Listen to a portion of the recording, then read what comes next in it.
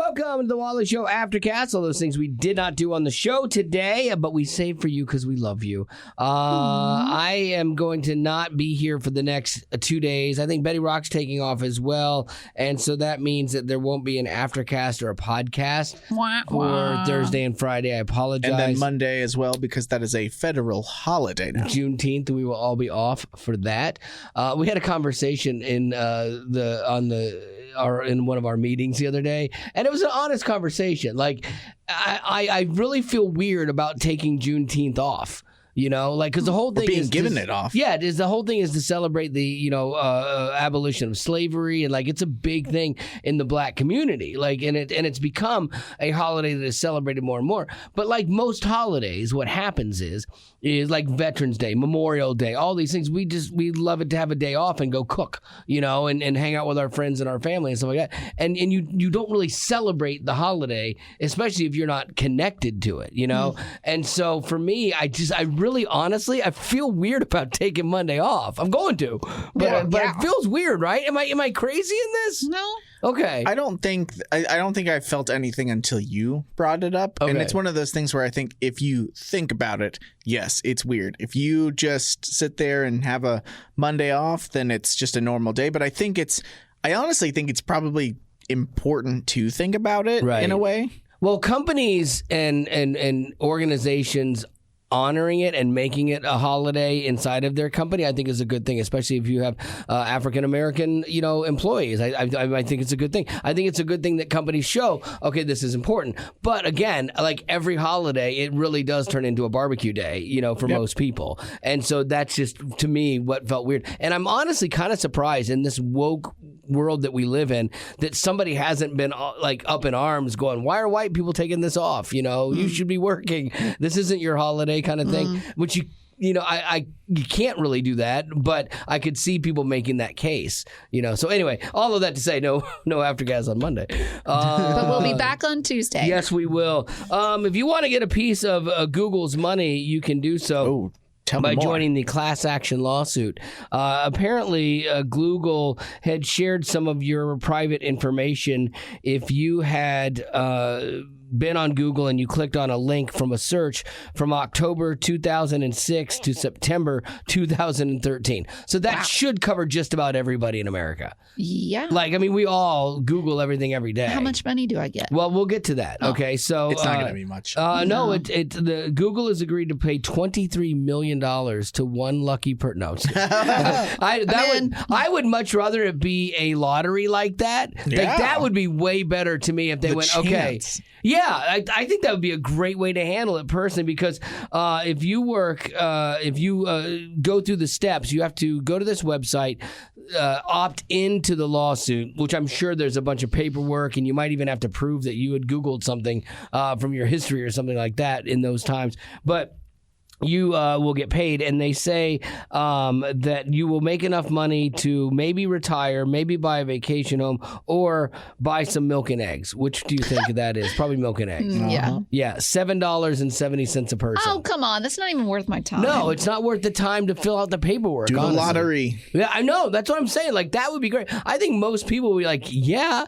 I'd rather give up $7 than a chance at $23 million if you signed up for it. I would absolutely do that. Yeah, for sure. Because the $7 isn't going to change my life. The $23 million would. I'm not gonna do the paperwork for $7, but I'll fill the paperwork out for $23 million. For $23 million. You got to make it worth my while. My wife is funny too, because she's kind of like you, Rock, with the lottery. Mm-hmm. Every once in a while, she'll be like, "Ooh, lottery's big!" Like when it gets like $300+ million, and like we never play it unless it's giant like that. And I don't know why. Like, why is $300 million up what you like? Decide, okay, this is where I'm going to play the lottery. Well, like $40 million would be great, but we don't do it for that. We just do it for the big. And I think it's going to get bigger and bigger because we're so used to now like hearing $1 million, and it's like, meh. Yeah. Well, yeah. Remember when TV shows did $1 million prize? Survivor still does $1 million prize, and it was a big deal. Like, you could win $1 million on this TV show, and then it became not really a big deal, like the $1 million. And then I think what you started to see was a lot of shows going, hey, we can survive without the big price tag on this. And you'll see them do like $10,000 gifts and things like that. And they still have people show up and be on them. Yeah. So. Interesting. Yeah. So anyway, there you go. You can make $200, or you can make $7.73. Yeah, not $200,000. So, good luck. The granddaughter of Roy Disney, actually, she's the sister of a guy I know, Roy Jr. the Roy the Third, the grandson of Roy Disney. Who's Roy Who's Disney? Walt Disney? Roy is Walt's brother. Okay. Oh. Okay, so you had, I just take that for granted. You had Roy and Walt. Walt was the visionary. Roy was the money guy. Like, Roy kept them in business. Okay. You know, and so I had met Roy's grandson years ago when I was at Disney, and we got to be friendly at that time, and super nice guy. But I guess his sister is saying that her father or her grandfather, co-founder Roy Disney, would be rolling over in his grave if, and I was thinking, oh, it's about the LGBTQ thing, you know, like what they're doing, and because I think they've lost their way on that personally. But she was like, talking about the people with Nazi flags out in front of Disney, and why are they doing they're that? in support of Ron DeSantis. Okay, so there's been this whole fight between Disney and Governor Ron DeSantis. Oh, yeah. It was the Don't Say Gay bill, and he was like, hey, stay out of politics, and they've been fighting over this ever since. And so you've got these Nazis that are like supporting Governor DeSantis, which if you're DeSantis, you got to be like, I don't want your support. Like, I don't want you on my side. Yeah. Please. He's got to shoot those people down. Yeah, get off my side. Political way. Yeah. Well, I mean, remember when that happened with Trump, too. Like, when he got support from some of these organizations that were, you know, based in racism, and they were like, he had to denounce, but he came under fire because he didn't denounce quickly, and when he did, he soft denounced, you know.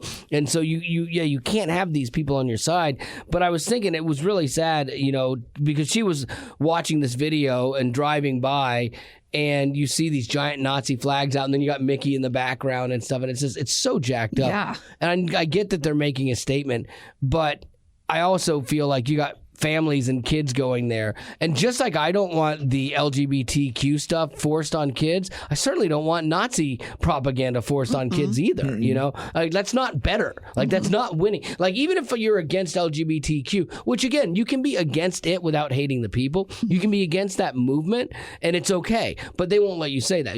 You know, their thing is, if you're against our movement, then you hate us and you are a bigot and you're the worst person on the planet, which is not true. I can actually have a difference of opinion from you when it comes to sexuality. But the world says, no, you can't. You know, you have to accept it openly and embrace it and love it. And that's not true. But by the same token, you know, I don't want the Nazi stuff to be flying there when kids are driving into the park, and they're there to have fun and have great memories. You know? It's like when you go and see a movie and they try to put in there some propaganda. It's like, I'm just here to have a good time. I don't want to be like pestered. And the thing about it is, just like I don't want the LGBTQ thing forced on kids, I don't want the other thing forced on kids either. You know, it's like let's let our kids grow up slowly. You know, there's too much pressure on kids to grow up fast. And I have a friend of my wife. She's super left wing. And, you know, she's got an 8-year-old kid that's like, I'm non-binary. You know, you don't even know what it means, dude. Like, you know nothing. And, you know, and so he's like spouting off about politics, and he's basically being a little mouthpiece for what she's told him, you know. And it's like, let our kids grow up slowly. Let them be sheltered. We think, oh, we don't want to shelter our kids. Sheltering our kids in some ways is one of the best things you can do for them, because right now they're being forced to deal with adult messed up problems that they shouldn't have to, you know. And I would love to see us get back to a world where we're like, all right, let's just let kids be kids. And again, I've said this before, you're seeing the reaction to complete wokeness and this really, really crazy thing. My wife was telling me something about the Girl Scouts now are there's a thing that they're arguing to let boys be in the same tents with the Girl Scouts because they want to create a gender inclusive thing. It's like, absolutely not. Like, the little girls probably don't want that, you know, but you broken adults, nicely done. You guys are killing it. But when you swing so far in one direction, you have an equal and opposite reaction to the other side, hence the Nazis at Disney, which is, in my opinion, is just as bad. So there you go. Anyway, that's what that was. Lady Rock. I love La Da Da.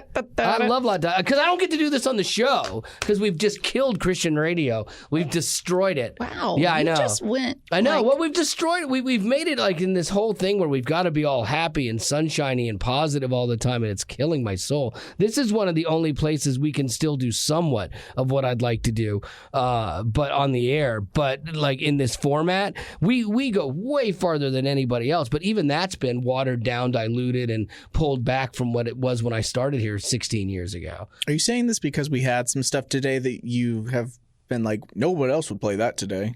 Well, yeah. I mean, we had that, and that was good. I'm happy about that. I'm happy that we do still put honesty and reality on the show. Like the break with the lady talking about having plastic surgery and her being treated differently because she had it and she liked it. And I guarantee you, I'll go to my email later, or a boss will get emails later about somebody that isn't happy about that, and then we'll have conversations about, do we really need to talk about this on the air? And I'll be like, yeah, we really do. But see, this is why I was telling you, stop. Yeah. Because already it's showing in you. I think it's percolating in me. But it hasn't even happened. I know, but I felt this for a while. Like this, because we always talk about how the podcast is where we can talk honestly and openly about stuff, and I love that. Mm-hmm. But I lived for radio. Radio is my life. It was my whole career. 31 years of this. And I loved that it was a place where you could do this. And even in our world now, it is becoming less and less and less of that. Even in mainstream radio, it's getting squashed down too, of what you can and can't do. And so I don't like that for that format. That's why I do like this, but I'm frustrated for the format of radio that I can't have the same kind of conversations we have here on that, So I'm thankful for this, honestly. So there you go. So that was actually thankfulness. That was thankfulness. That's what twist. Thankfulness looks like to a pessimist. Okay. It's so confusing. All right, La Da Da, go. Okay. Well, this one is a great story, and maybe it's a little sugar coated, but I think it's precious. I want to vomit. No, I'm kidding. Anthony Hopkins. What is it that he does? Silence of the Lambs. He's like, Clarice. Hello, Clarice. Yeah. That's not very positive. No, not at all. He's 85 years young. Is he really? He still looks pretty good, right? Yeah. And with his time, he's decided to partner with a nonprofit organization called Paws of War. Ooh, dogs? Wow. Wally is lighting up over there. I turned off my mic. I'm so sorry. I've been sick and I've been fighting it, and I traveled today, and I'm like, my nose is like running and I'm sneezing. I'm sorry. No, poor baby. Paws of what? Paws of War. Oh, I love that. Paws of War? He wants us to not talk. To talk. No, go ahead. I wanted you to talk. I wanted you to talk a lot. I know. Okay, so he's decided blowing my nose and using the restroom are the two things I don't like people to hear me do. And I hate that, like, you have changed me. In the office, we're not allowed to sniffle in the office, or she goes nuts. Sniffle. And Wally, you've been doing it all day, and I haven't said anything. Thank you. I appreciate it. Well, I've been blowing my nose all day. Well, it's not the blowing the nose. It's the when you do the and then you swallow it. Right. That's what makes me disgusting. I understand that, and so I've altered my behavior, and I like. Well, not today, but no, I've got. Look at my trash can. I'm saying it's don't not show about it. blowing the nose. I'm saying you still do it because you still are sitting over there and you haven't blown your nose and you still do the. Because I can't blow my nose every second of the day. Like there are times you're like, okay, I got to do. Like last night, I was. That's a little sniff right getting there. My hair cut, and right at the end, my nose started running, and I'm like, oh no, and I bolted out of the chair because like going to the restroom, I don't like people hearing things with that, and blowing my nose. I don't like because to me blowing the nose is far more disgusting than the sniffle. No. But you don't think so. So I've altered my behavior for you as best I could. Oh. Stop. Okay. Back to this. Anthony Hopkins. Yes. 85 years young. And with his time, he's decided to partner with a nonprofit organization called Paws of War. Now, Paws of War, they help U.S. Armed Forces reunite with the animals they helped save during their deployment. That's cool. And according to Paws of War, it's pretty common for soldiers to form a bond with stray animals that hang out around the base. Like, I've heard that happen before. And already, Anthony has helped 3 soldiers reunite with their fluffy pals. Nice. That's interesting. interesting. I think that's cool too because I mean these men and women they see things and they have such a difficult job to do and they see some horrific things and so like if they're there and they get to do something good, like I'm sure that it's like the bright spot of their deployments and like sometimes that animal we talk about service animals here like I could see that being something that is therapeutic for them to get that dog or that cat, that gorilla, whatever it was back. It's almost kind of like when we went to Momentum and they had that puppy care corner. Yes, it's like that. You know what, it is exactly like that except these people are being shot at. Like so they deserve like I will never you could give an emotional support animal to any soldier. I will never say a thing about it, but to a radio person that's at a conference at a freaking resort, I will definitely have a problem with that. They are not the same. Not at all. I just realized too, Paws of War is POW. Yeah. Like, which that seems interesting to me to Paws go with of that. War. Yeah, to go with that though. Oh, you were thinking like PAUSE? Yes. Oh. No. Oh. No, Paws, PAWS. Yeah. Like of war, but the acronym is POW, Prisoner of War. Oh. And that's where I'm like, I don't think I would go with that acronym, you know, because it's two totally different things. Oh, I didn't even think about that. I thought you were thinking like pauses. Pause, like, put a pause. Yeah. No, I honestly, I think this is a really cool thing. And if they can reunite them with, He's already animals. Reunited 2 dogs and 1 cat. Nice. I know. can't imagine that's easy to do So either. they're picking up a stray animal from wherever they've served and bringing it back here. Yeah, and like, how do you find it? But well, that's true. But then also, like, I've seen a video or 2 about it. Like there's different paperwork you have to sign because they don't just let any animal into the U.S. Like Right. you have to get shots for it. There has to be like an quarantine. Yeah, an incubation period or Probably something. pretty expensive to do this whole process. That's where Anthony Hopkins comes all in. that money, all that celebrity money. See, I would love to be on that trip. Like, I'd love to be I'd love to be the person that finds the animals and like brings them back. That'd be so cool. I'm serious. Like, you get to feel a little bit of what they feel without being shot at. Yep. I'm just saving the dogs. I know exactly because I'm not good with the war stuff. I probably would not be good. I know I would not be good in that situation. What would I? As a soldier, I'm too jumpy. And so like Be a little trigger happy. 100%. It was an accident. 100%. You know, talk about how horrible friendly fire is. People would not want me on their team. Like I would be so jumpy and you know, I only play Call of Duty when I play Call of Duty online. I don't play in team because you can play in teams. I don't play in teams because I always shoot the wrong people. So I just play the one round where you shoot anyone, and like that's the thing I have to play. Like so, if I was a one-man soldier, a one-man army, then I could do it. Army of one. I'm an army of one. Yeah, the worst army of one ever. All right, you got some birthdays? I do. Come on, bring them. Let's see. Micah wants to wish Megan a happy anniversary. She has been an incredible wife and mom. I am proud to call her my wife and my ministry partner. She is amazing and I love her so much. Nice. They're celebrating tomorrow. So happy early anniversary. Before you do your last one, can I do one? Because this came in on the 12th, but I checked my email late, so it's kind of my fault. This is from Alyssa for her sister, Corinne. Says it's her birthday. She's my Christmas-loving, insightful, and compassionate adventure buddy. I have an adventure buddy, too. That's my daughter. And she introduced me to the Wally Show podcast. Very nice. Someday we want to come and visit the show. Well, come on. Bring it. If you're in town, let us know. We love having people come by. What do you got, Rock? One more. Isaac wants to wish his friend Levi a happy belated birthday. He turned 18. He turned 18 on the 11th. He owns a pressure washing company. Oh, 18? Yeah. Good for him. This That's awesome. 18-year-old, Entrepreneurial. Yeah. He does not listen to the show, but deserves a shout out. Oh. All right. Anyone in the Huntsville area, give him a call. Oh, for his business. Oh, if you need like pressure washing. Not There you like go. just as a friend. Yeah, just in general. So Isaac's question is, have you ever pursued a career in music? Radio doesn't count. Oh, absolutely. You're the only one who can Heaven's answer fire. that. Heaven's fire. I tried hard. I tried to make it. And honestly, if I'm being honest with you, I don't understand how Heaven's Fire did not make it. Thank you. They really should have had a record deal because you don't know could why you're really doing tell this to that him. God was using the lyrics in your songs. Absolutely. Yeah, it was good stuff. Others. Yeah, but it didn't land, so unfortunately. We tried. We gave it our best shot. You do.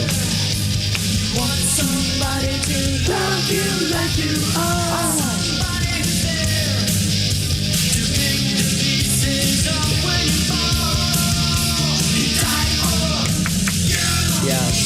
I don't want to play too much of this so that we don't get flagged by YouTube for copyright.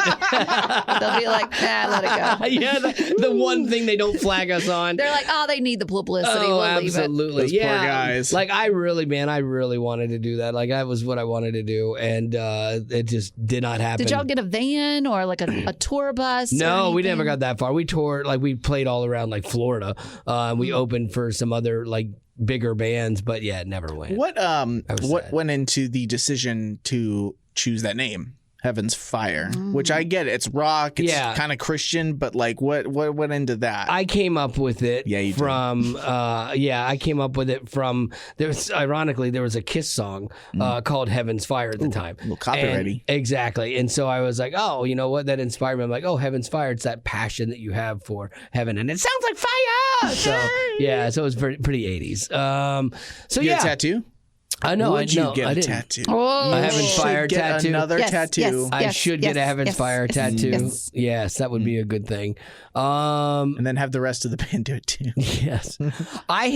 It's funny because I had this conversation with my wife about things my daughter's wrestling through, like her career and what she wants to do, and she's struggling and not making it and stuff. And I'm like, that's why, radio was a saving grace for me, because I found that I got to still be around music and something that I loved, even though I wasn't going to be the rock star, And I've always told her, you can be in the field and have the career and have a great life, but it doesn't always mean that you're going to be center stage, And so she's kind of wrestling through that, and it all came back to me though when we were talking about it. I'm like, yeah, I've tried hard, man. I worked. You guys know I'm a hard worker, and I worked hard at this. I would work during the day. I would fund all the stuff we were doing, and then try, and it just never happened. Who was it that made the final call that Heaven's Fire needed to break up? Who put out the fire? Yeah, we didn't start the fire. We had played for a long time. Dean, the drummer,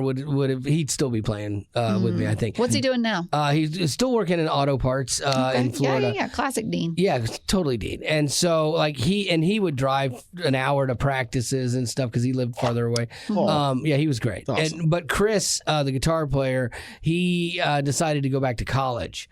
And because he had gone to like a music school type thing, and then he went back to college. And so once he was like going back, I think he's a maritime lawyer now in Seattle. Yeah, like water lawyer, like NCIS-ish. Yeah, and so he really went the far opposite complete way. opposite Very way. un-rock and roll. Oh yeah, he was really smart. Like he was a smart dude. And so like. Yeah, so that's what he's doing. So that kind of predicated it, and then it just wasn't the same after that. Yeah, Ain't that there was how it a always magic. goes? There was a magic that we were not going to recreate. With anyone else. Yeah. Is that you? No. I wrote it.